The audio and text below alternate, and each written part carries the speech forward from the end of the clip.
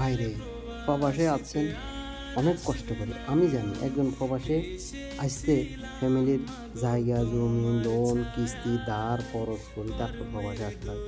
প্রবাসে আসি 3-4 বছর শুধু কাজ করি, শুধু লোন খরচ এই যে সুদে টাকা নিয়ে আসি এগুলো দিতে দিতে লাগে যায়। তারপরে আবার বাড়িতে যাওয়া লাগে, বিয়ে শাদী করা লাগে, তারপরে বাচ্চা কাচ্চা হয়, ফ্যামিলি চালাতে হয়, এটা সেটা করতে করতে প্রবাস জীবন এভাবেই শেষ হয়ে যায়। এরপরে আবার দেশের অশান্তি যখন আমরা প্রবাসে নিয়ে আসি, দেশের রাজনৈতিক কর্মকাণ্ড যখন আমরা প্রবাসে নিয়ে আসি, তখন আমাদের অনেক ক্ষয়ক্ষতি হবার আশঙ্কা জাগে।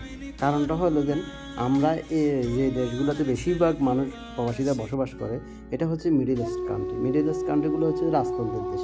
এই দেশে আসি আমরা কোনো ধরনের মিটিং মিছিল অরাজকতা কোনো কিছু করা যাবে না আমাদের দেশের জন্য। কারণ এই দেশে কত দেশের মানুষ বসবাস করে, আপনি শুধু আপনার দেশের মানুষ বসবাস করেন। এই দেশে হাজার হাজার লক্ষ লক্ষ পাকিস্তানি, ইন্ডিয়ানি, ফিলিপাইনি, নেপালি, শ্রীলঙ্কান, তারপরে মাসরি, সুদানি, ইথিওপি, দুনিয়ার মানুষ বসবাস করে।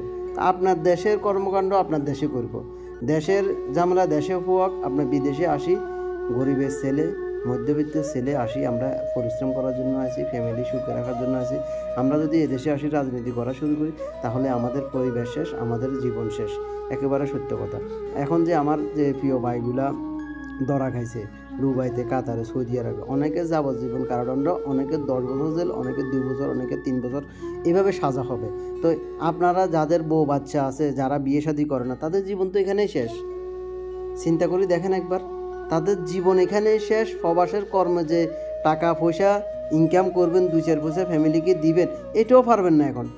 এখন 2-10 বছর জেলে থাকতে হবে, যাবজ্জীবন জেলে থাকতে হবে। তা আপনার বউ বাচ্চা, আপনার ফ্যামিলি, একবার চিন্তা করুন। আগে নিজে বাঁচুন, ফ্যামিলিকে বাঁচান, তারপর সব কিছুর চিন্তা করবেন।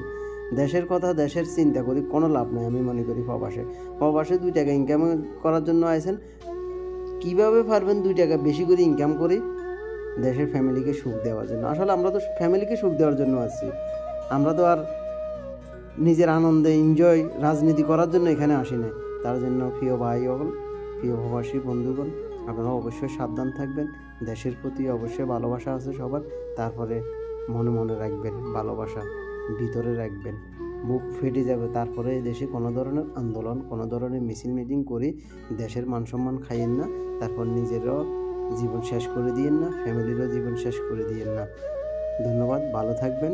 আর আমার কথায় কষ্ট পেয়ে থাকলে অবশ্যই আমাকে ক্ষমা করবেন। যে ভাইগুলো অবশ্যই সাজাপ্রাপ্ত হয়েছে তাদের জন্য